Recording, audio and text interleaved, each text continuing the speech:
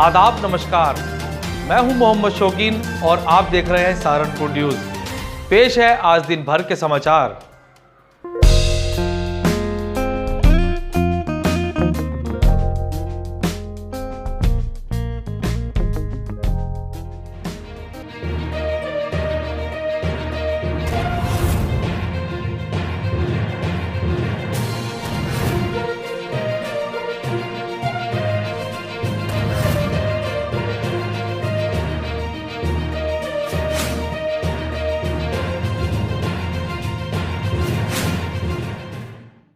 Samajwadi party व्यापार सभा ने जीएसटी के 4 साल पूरे होने पर काला दिवस बनाने का काम किया।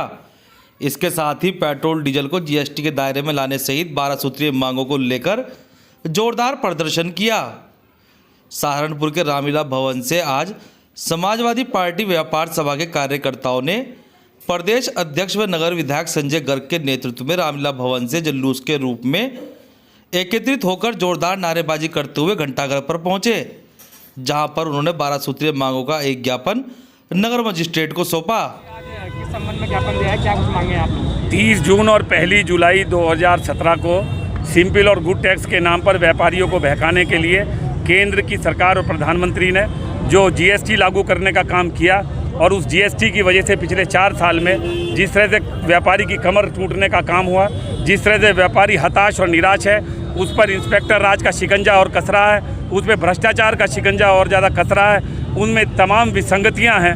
लगभग 9.5 से ज़्यादा उस पर संशोधन किए जा चुके हैं और उसकी वजह से इंस्पेक्टर जैसे चाहे मनमानी ढंग से व्यापारी का शोषण करने का काम कर रहा है। हमारा कहना है कि ऐसे उस कानून की हम निंदा करते हैं।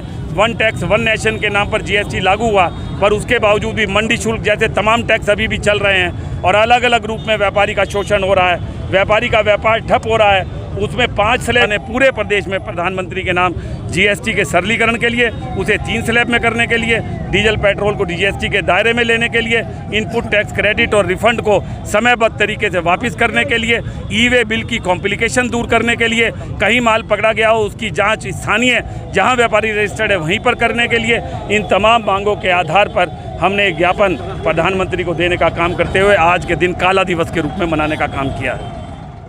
अपनी 11 सूत्रीय मांगों को लेकर उत्तर प्रदेश मान्यता प्राप्त विद्यालय शिक्षक संघ के पदाधिकारी व कार्यकर्ताओं ने हकीकत नगर स्थित धरना स्थल पर 1 दिवसीय धरना दिया, जिसके बाद उन्होंने प्रदेश अध्यक्ष डॉक्टर अशोक मलिक के नेतृत्व में धरना स्थल से जिला मुख्यालय तक नारेबाजी करते हुए जोरदार प्रदर्शन किया, जहां पर उन्होंने राज्यपाल को संबोधित एक ज्ञापन नगर मजिस्ट्रेट को सौंपते हुए अपनी मांगों के निस्तारण की मांग की।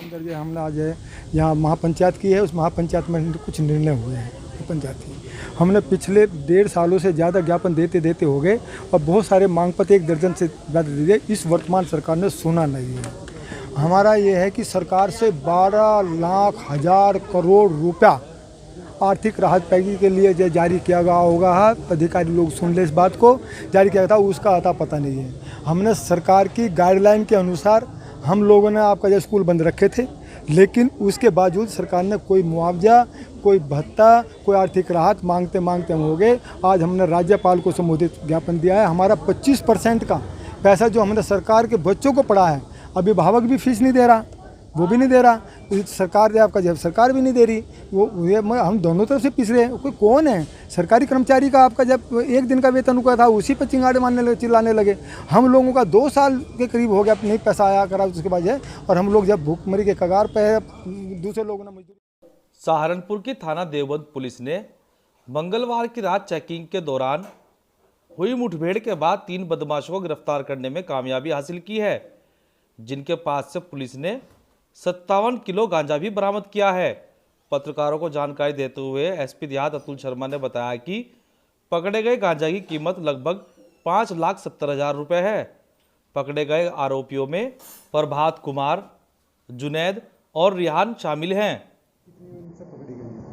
ये लोग जो कल हमारे वरिष्ठ पुलिस अधीक्षक ने जो ये नशा मुक्ति अभियान जो चलाया हुआ है, इसी को आगे बढ़ाते हुए थाना देवबंद में 3 लोगों को गिरफ्तार किया गया है, जिनके पास से करीब 57 किलो गांजा जो है बरामद किया है।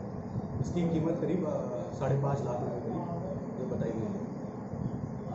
कितने लोग पकड़े गए सर? इसमें 3 लोग पकड़े गए हैं। ये 2 इसमें से जो है वो सहारनपुर के रहने वाले हैं, एक मुजफ्फरनगर का रहने वाला है।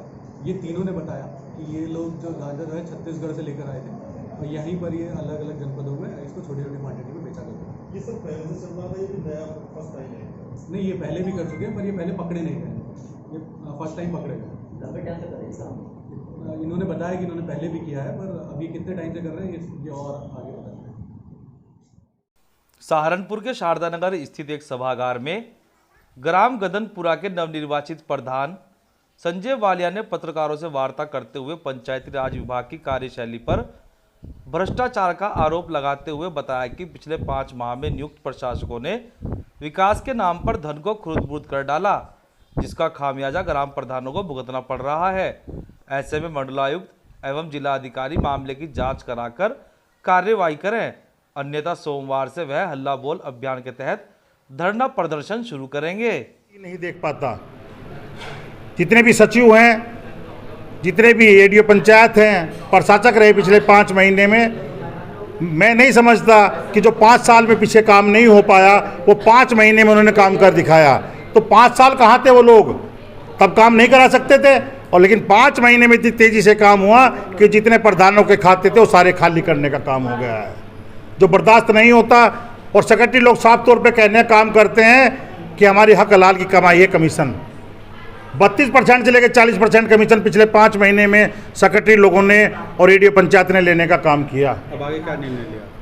साथियों, निर्णय तो साफ है, आपको पता है कि गलती ना सहन हुई ना होगी। हम साफ तौर पे कहना चाहते हैं, या तो इस सिस्टम में सीडीओ साहब, डीएम साहब, कमिश्नर साहब सुधार करने का काम कराएं, नहीं तो अगले सोमवार से सड़कों पर उतरकर इसके खिलाफ जन आंदोलन किया जाएगा और एक लंबी लड़ाई लड़ने का काम किया जाएगा। एक बात आप सहारनपुर में बुधवार को 6 सूत्रीय मांगों को लेकर किसान मजदूर संगठन का एक प्रतिनिधिमंडल जिला अध्यक्ष ठाकुर अजब सिंह के नेतृत्व में जिला मुख्यालय पहुंचा, जहां पर उन्होंने मुख्यमंत्री को संबोधित एक ज्ञापन जिलाधिकारी को सौंपते हुए अपनी मांगों के निस्तारण की मांग की। किसानों के लिए आए हैं, किसान परेशान हैं। एक संयुक्त मोर्चा वहाँ पे दिल्ली पे 8 महीने हुए बैठे हुए हैं, उनकी बात नहीं सुनी जा रही। सरकार से मांग की जाती है कि उनकी बात सुनी जाए और ये काले कानून वापिस है। किसान को गन्ने के पैसे दिया जाए, इस सरकार ने वायदा किया था 14 दिन के अंदर अंदर भुगतान किया जाएगा। 14 दिन छोड़ 14 महीने में भी भुगतान नहीं होता है। ये पहले धान की फसल ऐसी बर्बाद हुई, वो ली नहीं गई, अब गेहूं की फसल बर्बाद हो रही है। किसान को अपनी फसल बेचने पे भी धरना देना पड़ता है।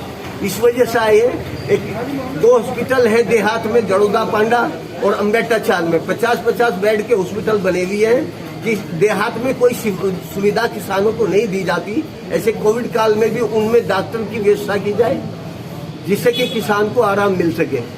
ठीक है अध्यक्ष जी। और यदि इस तरह किसान की उपेक्षा होती रहेगी, उनकी बात नहीं सुनी जाएगी, तो आने वाले 22 में चुनाव होने वाले हैं, सरकार को सबक सिखाने का काम किया जाएगा। सहारनपुर की खबरों को देखने के लिए हमारे चैनल सहारनपुर न्यूज व सहारनपुर तक को सब्सक्राइब जरूर करें। आज के लिए बस इतना ही, कल फिर हाजिर होंगे कुछ नई खबरों के साथ।